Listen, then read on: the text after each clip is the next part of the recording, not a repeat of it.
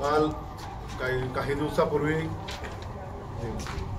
जालना जिल्ह्यामध्ये भोकरदन तालुक्यामध्ये आणवी या गावामध्ये अत्यंत दुर्दैवी घटना घडली।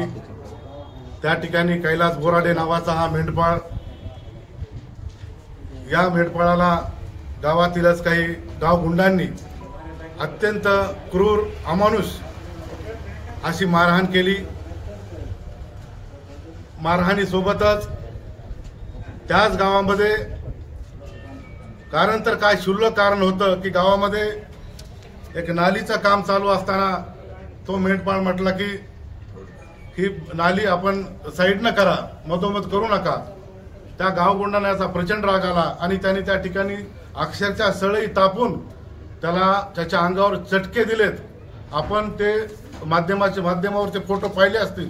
अत्यंत किळस आणि चीड येणारा प्रकार सध्या महाराष्ट्रामध्ये घडत आहे। या गावगुंडांचा आपण वेळीच बंदोबस्त करा। प्रशासनाचं म्हणणं आहे की आम्ही एक जणांवर गुन्हा दाखल केलेला आहे, परंतु संबंधित एसपींना माझं असं म्हटलंय किंवा गृहमंत्र्यांनी हस्तक्षेप करून जे बघ्याची भूमिका घेत होते, जे अनेक आरोपित आहेत त्या ठिकाणी, जे हे घडत असताना ते पाहत होते, त्याला ते चटके देत असताना, त्याच्यावर तो अन्याय अत्याचार करत असताना हे पाहणारे जे लोक होते हे कोण होते याचा शोध घेऊन त्यांनाही सह आरोपी करावं आणि यांच्यावर मोका या ठिकाणी लावण्यात यावा अशी आमची मागणी आहे। त्या संदर्भात आज आम्ही या ठिकाणी उपजिल्हाधिकारी यांना बीड यांना या ठिकाणी काय मागणी असणार आहे? तुम्ही उपजिल्हाधिकारी कार्यालयाला निवेदन दिलेलं आहे। मागील 3 दिवसापूर्वी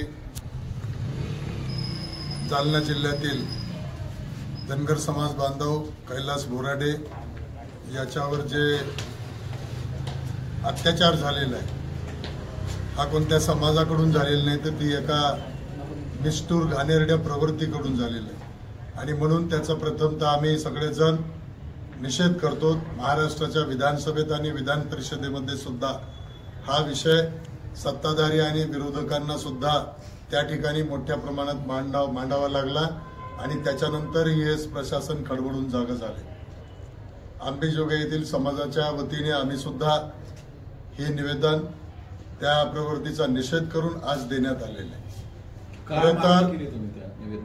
निवेदनामध्ये ज्यांनी कुणी हे प्रकरण मानवतेला काळीमा फासणारं घडवलंय त्यांना त्या ठिकाणी कडक असं शासन झालं पाहिजे आणि महाराष्ट्रामध्ये ही जी काही झुंडशाही गुंड प्रवृत्तीचे प्रकरण महाराष्ट्रात घडून येत आहेत,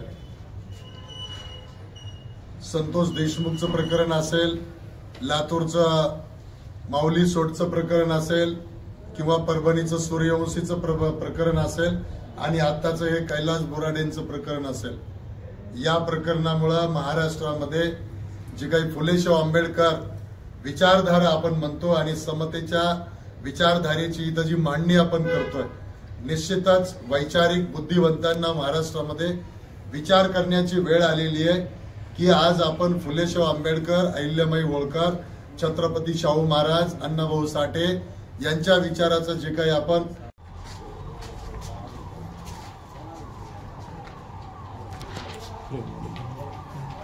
काल काही दिवसापूर्वी जालना जिल्ह्यामध्ये भोकरदन तालुक्यामध्ये आणवी या गावामध्ये अत्यंत दुर्दैवी घटना घडली। त्या ठिकाणी कैलास बोराडे नावाचा हा मेंढपाळ, या मेंढपाळाला गावातीलच काही गावगुंडांनी अत्यंत क्रूर अमानुष अशी मारहाण केली।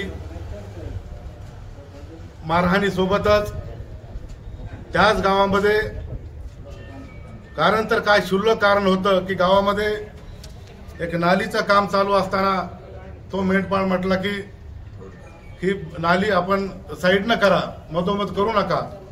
त्या गावगुंडांना याचा प्रचंड राग आला आणि त्यांनी त्या ठिकाणी अक्षरशः सळई तापून त्याला त्याच्या अंगावर चटके दिलेत। आपण ते माध्यमावरचे फोटो पाहिले असतील।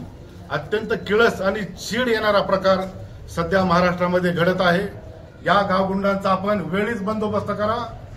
प्रशासनाचं म्हणणं आहे की आम्ही एक जणांवर गुन्हा दाखल केलेला आहे, परंतु संबंधित एसपींना माझं असं म्हटलंय किंवा गृहमंत्र्यांनी हस्तक्षेप करून जे बघ्याची भूमिका घेत होते, जे अनेक आरोपित आहेत त्या ठिकाणी, जे हे घडत असताना ते पाहत होते, त्याला ते चटके देत असताना, त्याच्यावर तो अन्याय अत्याचार करत असताना हे पाहणारे जे लोक होते हे कोण होते याचा शोध घेऊन त्यांनाही सह आरोपी करावं आणि यांच्यावर मोका या ठिकाणी लावण्यात यावा अशी आमची मागणी आहे।